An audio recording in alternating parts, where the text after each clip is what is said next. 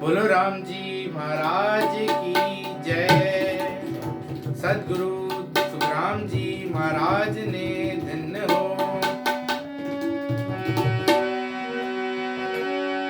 शरणों सतगुरु दयाल को,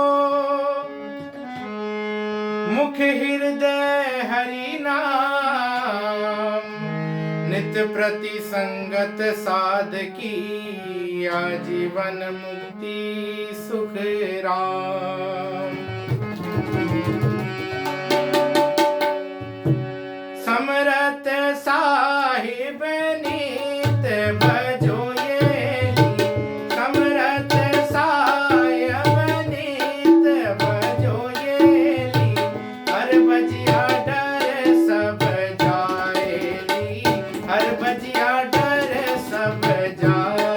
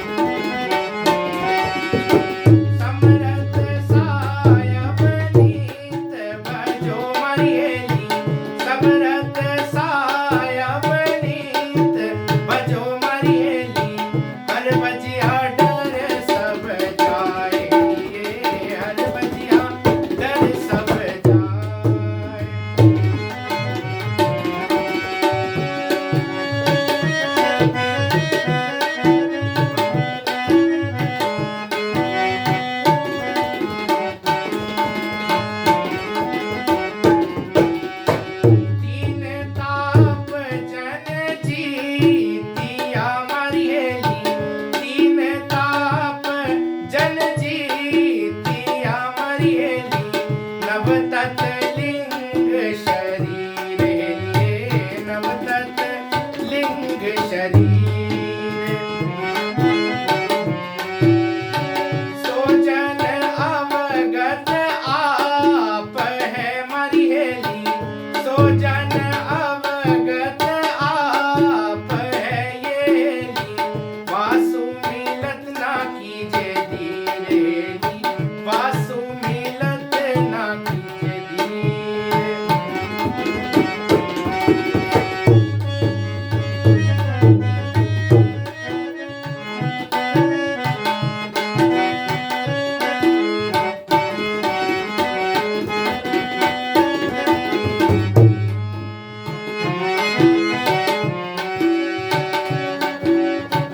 जन सुख देव के सांभलो मारी हेली जन सुख देव के सांभलो मारी हेली कर सत गुरु जी की सेवली कर सत गुरु जी की सेव पहुँचावे निज धाम को ये हेली पहुँचावे निज धाम को मारी हेली जहाँ है निरंजन देव पहुँचावे निज धाम कुमरियली पहुँचावे निज धाम को मारी हेली जहाँ निरंजन देव लिए जहाँ निरंजन देव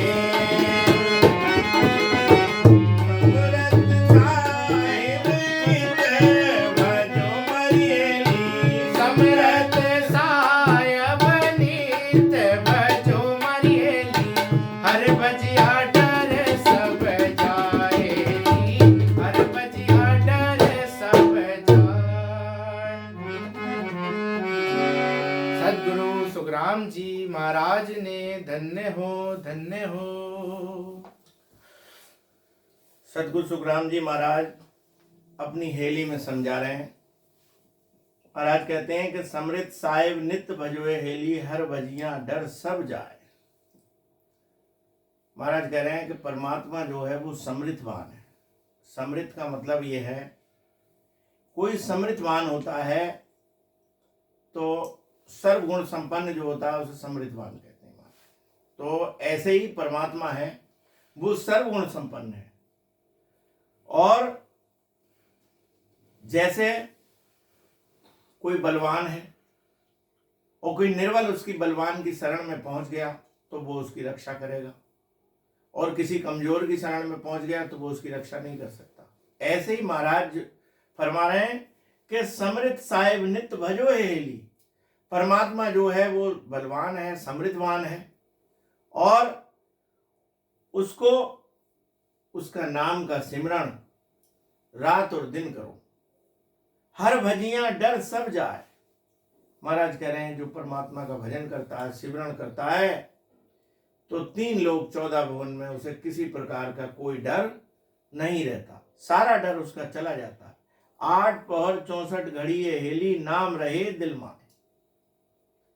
महाराज जी फरमा रहे हैं कि जिसे निज नाम की जागृति हो जाती है तो उसके घट में 8 पहर और 64 घड़ी रात और दिन सिमरण चलता रहता। महाराज कह रहे हैं 8 पहर 64 घड़ी लिव जो झोल न खाए तो सहजा सुखराम के 5-3 बन जाए।